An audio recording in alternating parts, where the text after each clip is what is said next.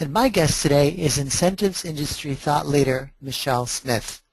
Every company you can name is working toward improving employee engagement, yet engagement is at an all-time low.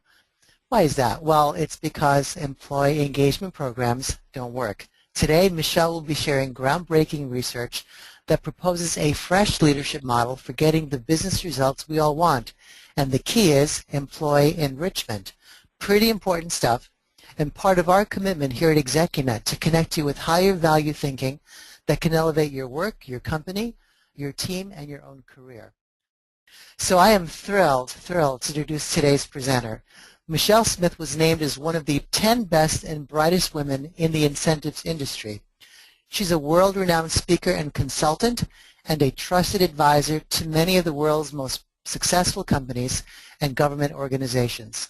She has published and presented more than 800 articles and lectured on such topics as leadership, internal branding, and employee engagement. As O.C. Tanner's Vice President of Business Development, she intuitively understands the importance of unlocking an employee's hidden potential and how to leverage performance development initiatives for maximum return on investment. Welcome, Michelle, to the ExecuNet stage. It's a real treat to have you with us today. And as they say, they're all yours.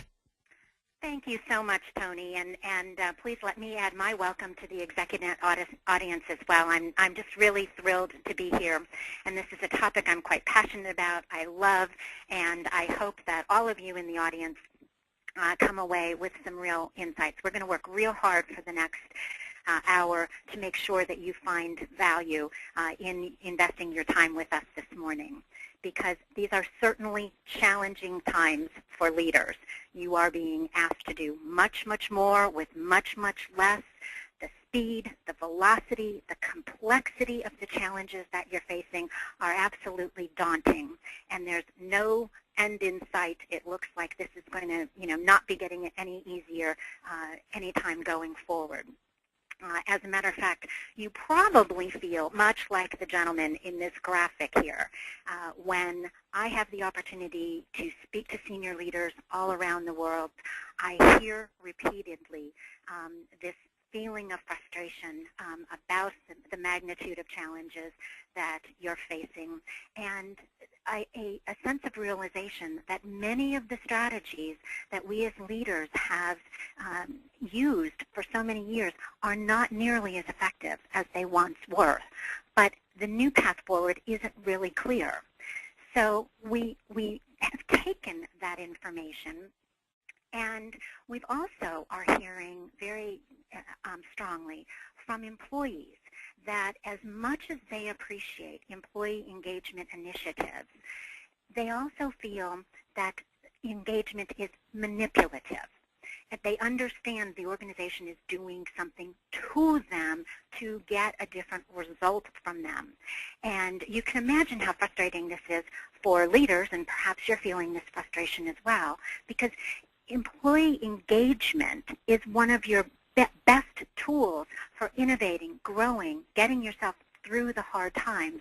And yet, as Tony mentioned, engagement levels at our all-time lows, and now employees are feeling this manipulation with engagement. And of course, we all know that as great of an indicator that engagement is, it's not really the end result we're looking for. We want to have employees who are motivated and committed and loyal to us because of the great work, the great ideas, what they accomplish. So we know that engagement is not the final destination, but how do we begin to leverage this tool, this wonderful asset that we have in our valued employees, and also begin to chip away at finding the new path for leadership. And that's exactly the challenge that we put forth. And personal and social life. I mean, personal life in a business model, where have we've never seen that before. And there's lots of arrows. Everything is incumbent upon the results and the actions of the other pillars of this model. And some of the arrows are even curvy, backing around, our value co-creation. And this is really what all of the literature is telling us is the new model for how we need to lead. That collaborative enterprise approach to our thought processes and also how we operationalize and execute on these ideas. So obviously, we don't have time to go into all of this today. The people alignment process is pretty much what we were talking about, human value connection. The performance assessment process, I'm going to leave that to you. That's how you do performance appraisals. What the research is telling us and encouraging us to do is to add and make sure that you're incorporating all your stakeholders in that process. When you're talking to employees and talking about performance, keep those stakeholders in mind. At OCTNR, we talk about it as wowing 4 ways. You know, not only are we responsible for the work that is given to us, but how do we wow customers, our leaders, our colleagues, and our subordinates? That enterprise view of how are we impacting all of those stakeholders in what we are doing. So that would be my guidance in performance assessment. Let's talk about the power of connections. And we talked a bit about millennials and how much they love to have friends at work, and that's a critical part of enrichment for them.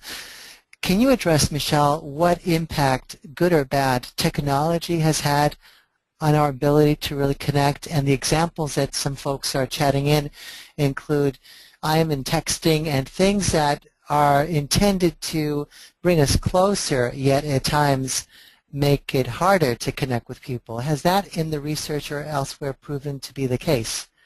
We didn't address that in this particular research, but actually the forum has done other research that does address this, and we just actually completed a study on millennials. And it's an insightful question because you've nailed it right on the head. Here is something that's supposed to help us connect, but oftentimes make us feel more disconnected. So my advice here is technology